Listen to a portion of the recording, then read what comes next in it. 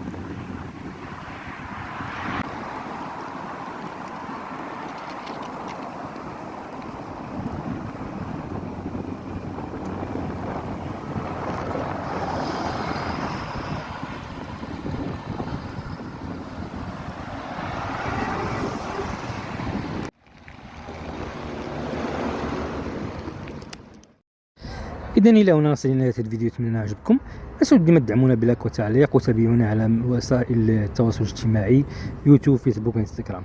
إلى اللقاء في فيديو قادم إن شاء الله.